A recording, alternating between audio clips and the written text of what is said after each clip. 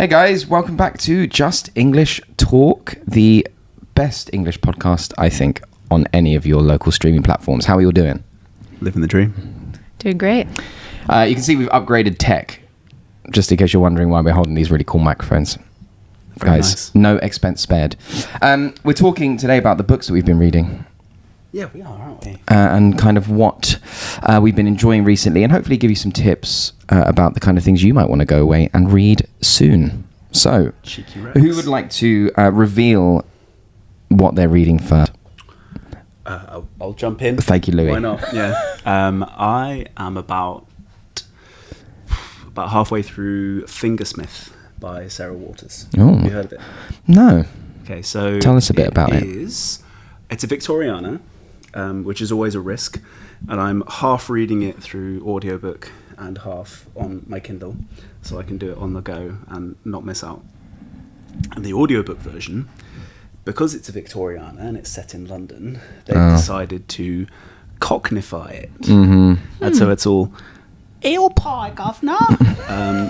And it's almost intolerable. But the book itself is great. It is it's a sapphic crime novel, I guess. What's sapphic? Sapphic means lesbian. Oh, okay. Yeah. And the romantic core of it seems to be deception on both ends. Yep. They both seem to be deceiving each other about their intentions, and there is money to be had. It's hard to talk about it without really knowing where it's going. But we've just started part 2, and the perspective has changed, and we go, Nice. plot twist at the end of section 1. So yeah, it's quite fun reading. I haven't done much fun reading in a while, and it's quite silly and bit campy. It's good. Is there a sort of main character you can give us a bit about?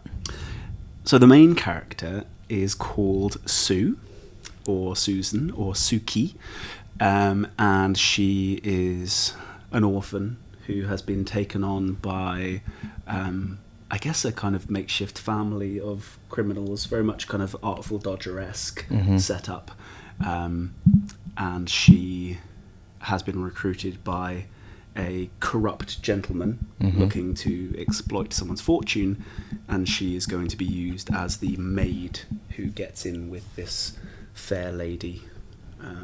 This is a typical thing that you normally read, this kind of vibe? Absolutely not. No. Not at all, no. So what drew you towards that? I started a book club with some friends a few months ago, and the first book that we read was kind of mortifying. And so we decided to pick something that we thought would be lighter, but still thematically linked. So that was just the one that came up. I'd read one of her other novels, Tipping the Velvet, which I enjoyed. So I thought, we'll give it a go. Nice. Fair enough. Eleanor, what are you reading?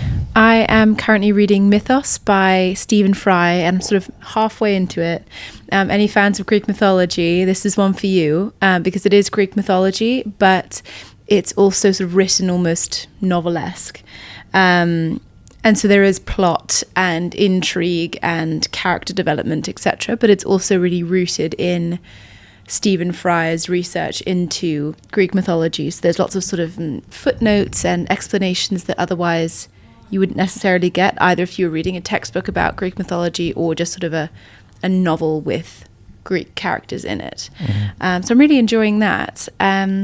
And I was also reading, as a bit of summer reading, the Narnia books, because I had only read, I think, the first 2 when I was little, and I thought for a bit of nostalgia, a bit of fun, a bit of magic, to read through those as well. And I'm enjoying them so far. I'm on Prince Caspian right now, which I think is the 4th book. How do they differ as an adult compared to reading them younger? I know you didn't read all of them when you were younger, but still. I think the writing is definitely of a time, but it is quite sort of well-crafted language as well. You know, it's very beautifully written. You notice a bit more of the sort of intertextual links between the novels. So Lewis refers from one to the other quite a lot. I remember there being more action in some of them. I remember there being sort of more battle scenes and things, whereas occasionally I'm waiting for one for a little while. But the story is really great. Yeah, loving. I find sometimes, especially now that like a lot of these books have been turned into films, and they obviously action them up.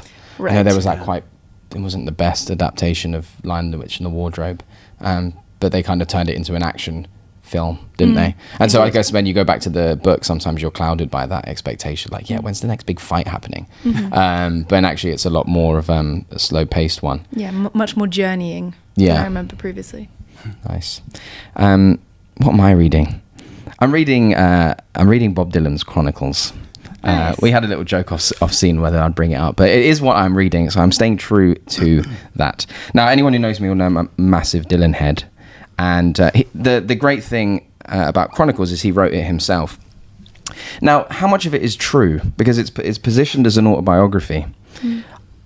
I would say, even like if I was being generous, I want to say like a quarter of it. Because he is self-mythologizing in a way that adds to his mystique. He's always been a musician who, for the most part, has tried to let his music do the talking, and has always been a little bit evasive when it comes to the interviews that he does. And I think when this book came out, 2006, 2007, I think, off the top of my head, and I think a lot of people thought, finally, it's going to peel back the curtain on this guy who, 5-6 years later would win the Nobel Prize for Literature. So obviously someone that has been really held up in kind of regards in terms of his words and his writing. The writing is incredible. Like he's I mean, you would expect it from someone like him, but when he's riffing on about like how he came up and the clubs that he played in and these kind of people that he met, you start to just wonder, actually, is any of this true? And that's, I think, just a great way to do memoir. It's also called Chronicles Volume 1. As of today, the 30th of July 2025, there is no expectation of Volume 2. It's just sat there as Volume 1, which is another great, I think, little we sort all of have unfinished projects. Right? Yeah, but I mean, it's almost like he sat down to write. Like, I'm going to do a whole 2-3 volumes of this thing, and like as of yet, nothing has arrived. But when does it finish? It's also like positioned really weird. Like the first chapter is about him like kind of coming up, arriving in New York. Then chapter 2 is about like 10 years later, just after his as his divorce was kind of kicking in. Then the next chapter is another 15 years later, like at the end of the 80s, and him like struggling with connecting with his protest songs. And then it jumps back to the beginning again, and he's like, we're like back at starting in the clubs again. Oh, right. This feels very much like an sort unfinished of very project, vignettes. Yeah, it's like it's sort of and basically Dylan. they're all like each of the a few Dylanettes. of the Dylanettes, Dylan-esque Dylanettes. So it's like I think I sat there expecting, let's go. We're going to start on. I was born in Hibbing, and here's how I ended up. Playing, at the march on, Washington, and Martin Luther King and all this kind of, but no, you don't get really any of that at all. It's like, here's me telling you about some obscure album in the 1980s. Here's a bit about my divorce, and like his, but all painted really beautifully in these like really long, extended passages. So, we call that, don't we, kind of auto-fiction? Yeah. As distinct from autobiography and fiction. It's this kind of amalgam where we go, here are some real life events, and then we are going to be quite liberal with the truth. Yeah. And I think if you market it as autofiction, that's fine. If you market it as a memoir, and the first volume of a memoir, it feels a little bit disingenuous. Yeah. But I think it's clever because it might all be true, and you kind of come away from that knowing even less. Like it's like an amazing thing. Like, here's my thing, and you think you're going to know more, and actually you feel worse than you did at the start in terms of your understanding. Which is, I guess, part of his power. He doesn't really want you to know. Is there anything you found out about him that's surprising in this, or sort of revelatory about his character? I guess just like he's a scholar of folk. Like, and if there is one thing that I think is probably true, is that when he first started playing, like, he just immersed himself in folk music and set about, spending like hours and hours in archives and just listening to these like terrible recordings and just absorbing just as much as he possibly could in terms of knowledge about the folk scene. And he's not, I mean, now he's not really, you know, is he considered folk artist anymore? I mean, he's so far away now. I mean, you're talking about like 1963, 62 when he was doing all this kind of thing. But yeah, I guess I was just really impressed with his, again, if it's true, his like kind of immersion in everything and trying to understand it. So that was pretty cool. I think it's quite interesting how any writer can kind of sustain that mystery and kind of mystique around their lives when they become public figures. And obviously with Dylan being, you know, a musical icon as well as a somewhat literary chap, being able to kind of avoid those crowds is quite impressive, and to keep your life a little bit private is, I think, quite respectable. Yeah. I'm always going to try and find an opportunity to talk about Eleanor Ferrante, and I think this is as good a moment as any other creative. I saw someone reading one of her books on the train this morning. Yeah, the one that's about the secret lives of adults. Is that one? Oh, that's another one of hers. Yeah, I haven't read that one. Yeah. He was well into it. He wasn't just on like page 1. He was near the end. Well, she's brilliant, but she's also anonymous. It's a pseudonym. Oh right. In the modern day, to be pseudonymous. Yep. How are we going to pronounce that one? Pseudonymical. I just made that word up just for a laugh. Okay. I think it's quite impressive in the modern day to be able to do that. And she's been very evasive. But still no one knows who she is. No. And cool. I mean, apart from the few people who've interviewed her, and the quartet, the kind of 4 books, the Neapolitan books, that I keep on trying to get you to read. It's on the list. It's on the list. It's on the long list. That is considered kind of autofiction, and she was asked in an interview, obviously someone got access to her unless it was a mail-in interview, saying how much of this book is autobiographical, and she gives this wonderfully evasive answer where she goes, autobiographical, in as much as I have surveyed and accessed the repository of my experiences and thoughts and stuff, very much autobiographical, in as much as details from my actual life, not at all. And I just thought it was wonderful. Like, what a brilliant kind of screw you answer to an interviewer trying to get... She's capturing the vibe, not the facts. Yeah, exactly. Of life. Exactly. I like that. I just think it's a really great answer, and kind of preserving your own solitude and privacy is quite a big ask for a celebrity of sorts.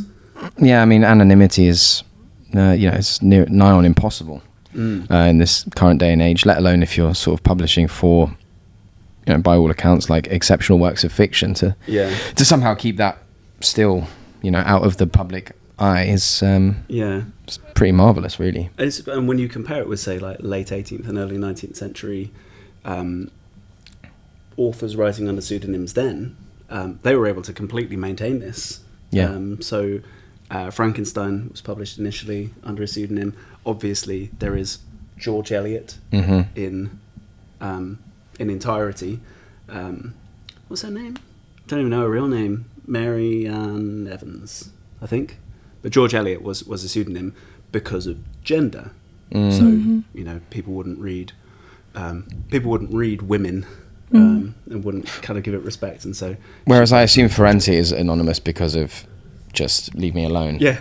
I want to enjoy my lovely Naples life without being bothered, which is fair enough. Yeah. Do we have things on our to-be-read list? I was just thinking that. About as a nice way of rounding off. I've got one. Go on. A friend of mine has written a book. Ooh. It's called A Trick of the Mind. His name is Daniel Yon. He's an experimental psychologist at University of Birkbeck, and he's doing a lot of research in the moment into basically the brain. I guess what's the word? Thesis statement of the book is that our brains are more like scientists than they are like sort of, passive creatures that just absorb. Right. We absorb information and then actually our brain sort of interprets it and provides like a kind of outcome on the back of that. Just came out 2-3 weeks ago. Okay. And by all accounts, I mean, I've read a few of the opening pages. I will finish it, Daniel. Bob Dylan got in the way. But I'm really impressed. He's an incredibly intelligent guy, and he seems to have put out a book that may well be kind of changing the way people think about brains. So good on you. Cool. Well done, mate. Love it. I loved Maggie O'Farrell's Hamnet. Oh, yes. And it's on my list to read some more of hers, and I think she's got a couple more recently than Hamnet come out, and I think that's going to be my next little journey this summer. Nice. I'm in two minds about what to read next. I went to a bookshop at the weekend and I bought two. One of them was also from a friend. She was in the year below me at uni, Lucy Steeds, and she's just released a book which is kind of, I think it's Waterstones' book of the year, or like debut fiction prize winner and longlisted for the Women's Prize and stuff like that. It's called The Artist. So I'll consider that just as a kind of, big kind of respect to friends. Mm-hmm. And the other one is Half of Yellow Sun. Oh, yeah. Loved that. Which I haven't got around to reading. I've read loads of her stuff, but I haven't read possibly her most famous. I like that. And I hear amazing things about it. And she, Adichie's, is the reason why this year I'm reading so much. Because I went to a talk of hers in March, and she kind of talked about the value of reading, and particularly of men reading books by women. And so I've exclusively read books by women this year, and I'm going to kind of round it off with digging into her oeuvre. Yeah, huge recommend Half of Yellow Sun. Yeah, the whole time I was reading, I was just thinking, how is this not studied? How have we not spoken about this? More Adichie. Amazing. Right. Well, then that's won it. See you later, Steeds. Adichie's in. Yeah. Sorry, Lucy. Nice. Brilliant. Great chat, guys. Yeah. Yeah. Always a pleasure. See you soon. And you. Bye.